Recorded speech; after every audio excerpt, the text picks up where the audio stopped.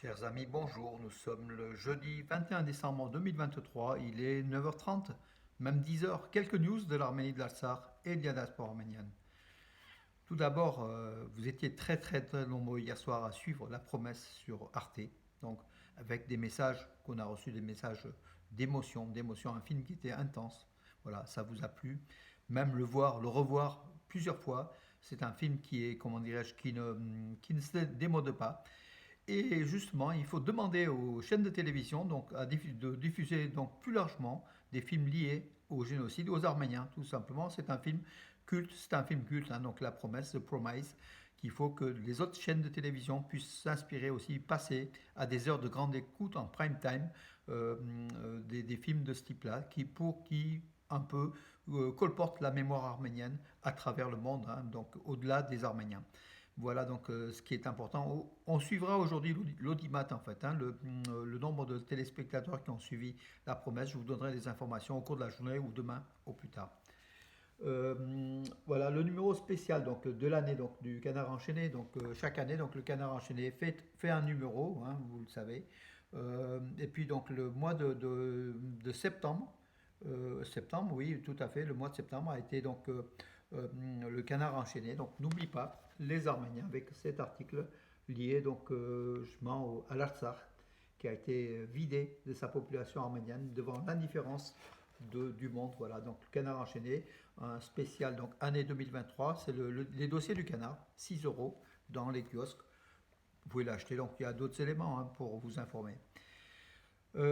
Alors, le sixième enfant de la famille Adajanian, déplacé de force d'Artsakh, est né à la maternité de Martouni en Arménie. Donc, la population arménienne de l'Artsakh a un taux de fécondité plus important que celle de l'Arménie a priori, hein. Donc voilà, et bravo à ces mères qui donnent naissance à 6, 7, 8 enfants donc, pour le bien de la nation arménienne parce qu'on a besoin de cette démographie. Justement, à Mardouni, la région de Mardouni, il y aura 1500 hectares de terres supplémentaires qui augmenteront, des terres irrigables de la communauté de Mardouni qui comprend à peu près 40 000 habitants, hein, donc cette communauté, c'est Mardouni et les villages autour.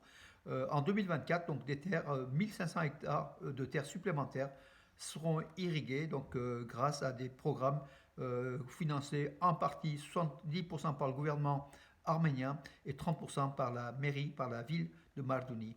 C'est une belle chose, voilà. Aujourd'hui, le secrétaire général de l'OTSC va arriver à Yerevan donc, pour faire le point avec l'Arménie des dernières discussions qui se sont déroulées donc, à Moscou, à Saint-Pétersbourg. Voilà, donc l'Arménie n'était pas présente, hein, tout simplement. Et l'OTC, le secrétaire général de l'OTC, va expliquer un peu les décisions prises. Hier, conversation téléphonique entre le Premier ministre arménien Nicole Pachinian et le président iranien Ibrahim Raisi. Donc, ils ont parlé justement de la coopération régionale et surtout le plan 3 plus 3, donc Russie, Turquie, Iran, Géorgie, Arménie, Azerbaïdjan, un plan qui est un plan comment dirais-je, de connexion hein, du Sud-Caucase avec les pays, la Russie, l'Iran et la Turquie, proposé par Moscou. Hein, c'est un plan russe, voilà. Moscou espère que Nicole Pachinian sera présent au sommet de la CEI à Saint-Pétersbourg le 25 et le 26 décembre. C'est ce qu'a déclaré la porte-parole du ministère russe des Affaires étrangères, Maria Zakharova. Donc voilà, par contre, il n'est pas sûr. L'Arménie n'a pas donné encore son OK pour se rendre à ce sommet de la CEI, hein, donc à Saint-Pétersbourg. Poutine désire voir tous les dirigeants, hein, donc voilà, et demande à l'Arménie d'être présent aussi. La tâche des forces de maintien de la paix et de la stabilité au Karabakh est confiée au contingent militaire. C'est ce qu'a affirmé le ministre russe de la Défense, Shoigu qui a affirmé qu'en fait les soldats russes continueront en 2024 à faire leur tâche donc de la paix, de la stabilité au Karabakh, alors qu'il n'y a plus d'Arméniens. Alors on ne comprend pas. On ne comprend pas pourquoi la Russie désire une nouvelle fois donc mettre encore l'Artsakh au centre de cette mission de paix, alors qu'il n'y a plus d'Arméniens, pratiquement plus, en Artsakh. D'ailleurs, il y en a tellement peu que lors des élections donc, présidentielles qui se préparent, donc c'est le 6 ou 7 février prochain, Bien sûr, le dictateur sera réélu hein, à 99%, comme d'habitude, hein, comme dans les pays dictatoriaux. Il a été déjà sollicité par son parti pour se présenter, représenter. Ilham Aliyev. Voilà, Bakou annonce la création de 26 bureaux de vote en Artsakh, donc pour les élections législatives. À Stepanakert, il y aura entre 600 et 800 votants, donc personnes habilitées à voter, sans doute des Azéris, hein, voilà, parce que les Arméniens, il n'y en a pratiquement plus. Euh, voilà. Euh, un reportage que j'ai fait, en fait, une interview hein, de la cave Genats qui diffuse 23 producteurs de vin d'Arménie, ici à Paris, donc, et diffuse au niveau national, en France et en Europe. 80% donc, de cette diffusion est auprès des non-arméniens. Donc les vins et les spiritueux d'Arménie sont demandés plus par des non-arméniens que par les Arméniens. Alors donc les Arméniens, s'il vous plaît, en cette fin d'année, allez-y, donc buvez du vin arménien. En buvant du vin arménien, vous aidez l'économie de l'Arménie, vous aidez la sécurité de l'Arménie, vous aidez l'État arménien à s'enrichir pour dégager du budget en social, en défense, en culture, en éducation et tout.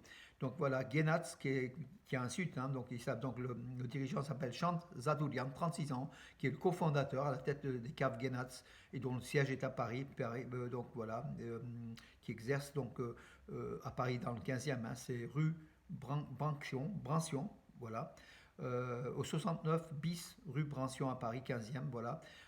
Elle a été créée en l'été 2022, cette société, donc cette compagnie Genats, et qui a un site genats.fr, hein, voilà. Vous pouvez commander, il y a des centaines de bouteilles de marques de vin d'Arménie.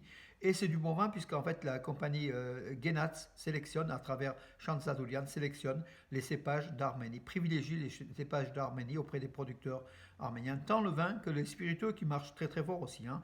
Par exemple, il y a le whisky d'Arménie, voilà, l'eau de vie d'Arménie qui a beaucoup de succès auprès des non-arméniens aussi. Hein. Voilà. Surtout, nous, on s'arrêtera au vin, le vin qui est le produit. Donc, l'Arménie a une tradition vinicole de plus de 6000 ans, voilà, qui a été perdue à l'époque soviétique, qui a été relancée donc, depuis l'indépendance. Et aujourd'hui, les producteurs sont très très nombreux en Arménie. Il faut diffuser leur vin en buvant, en faisant partager à nos amis, mes amis, en faisant les ambassadeurs, chacun de nous, nous sommes les ambassadeurs du vin d'Arménie à travers en France, voilà, auprès de nos amis non arméniens. Faisons goûter le vin pour leur donner le goût, pour leur donner bien sûr le pays du vin. La France, c'est difficile hein, de convaincre par des vins autres, par exemple le vin d'Arménie, mais le vin d'Arménie, à la côte quand même, il grignote des parts de marché. Et bravo, donc Société Genats, vous le savez, c'est à Paris, vous pouvez commander pour les fêtes de fin d'année, ou même toute l'année, vous pouvez le commander, donc c'est par leur site internet. Hein. Voilà une petite publicité qui est au profit de l'Arménie, hein, en fait, cette publicité. Donc, j'ai nullement été remercié pour cela. C'est justement pour aider l'Arménie à se développer, les producteurs d'Arménie à écouler leur production en France et dans le monde. Et le vin arménien mérite parce que c'est un vin du soleil avec un sol qui est extraordinaire au niveau des minerais volcaniques, hein, puis des minerais de toutes sortes. Et puis c'est un cépage ancien, donc le cépage d'Arménie, en fait, il est d'origine, il date de plusieurs milliers d'années, alors que l'Europe a été marquée par le phylloxéra, donc beaucoup de vignes ont été supprimées. En Arménie, puisque donc le vin, enfin le cépage était un cépage ancien, il n'a pas été touché, ou très peu, par le phylloxéra. L'Occident donne des armes et tout est fait pour équilibrer l'Arménie avec la suprématie de l'Azerbaïdjan. Donc pour équilibrer l'Arménie et la suprématie de l'Azerbaïdjan, donc se mettre au niveau de l'Azerbaïdjan, affirme un député arménien. La France, l'Inde, beaucoup de pays effectivement arment l'Arménie, mais c'est pas gratuit, hein, l'Arménie achète pour se mettre un petit peu au niveau de l'Azerbaïdjan, qui est quand même qui a des dépenses militaires beaucoup plus importantes que l'Arménie. Mais l'Arménie donc a fait un progrès énorme ces derniers temps pour se défendre depuis plus d'un an, voilà, et face aux agressions azéries, pour au moins sécuriser ses frontières, des armes de défense pour sécuriser ses frontières, donc dont 200 km² sont toujours occupés par l'Azerbaïdjan, le territoire souverain de l'Arménie. Hein, voilà.